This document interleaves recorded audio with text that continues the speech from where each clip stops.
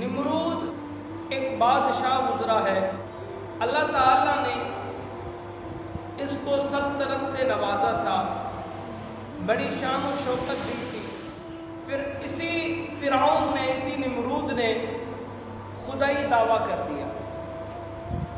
کہہ دیا لوگوں کو کہ اب میں تمہارا خدا ہوں، اب مجھے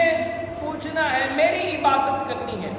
تو جہاں تک ارد گرد کے لوگ تھے وہ اس کی پوجا بھی کرتے، عبادت بھی کرتے، اور جہاں تک دور دراز کی بات تھی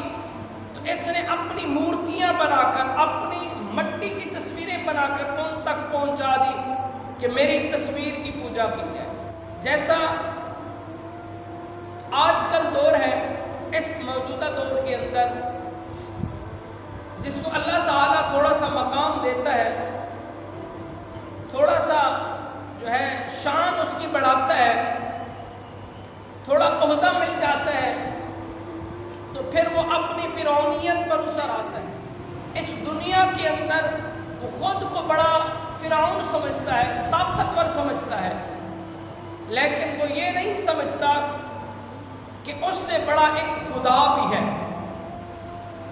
اس سے بڑا ایک رب ذوالجلال بھی ہے،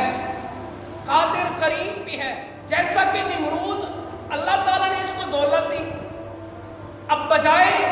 اس کے کہ وہ شکر ادا کرتا اللہ رب العالمین کا کہ مولا تیرا شکر ہے،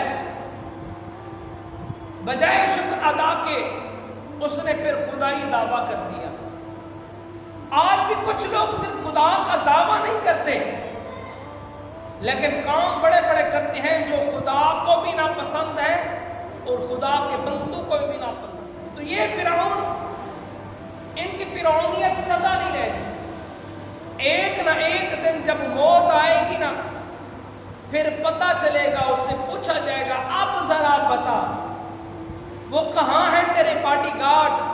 وہ کہاں تیری دولت، وہ کہاں تیری شہرت، جس عہدے کی بنا پر تو فرعون بنا پھرتا تھا،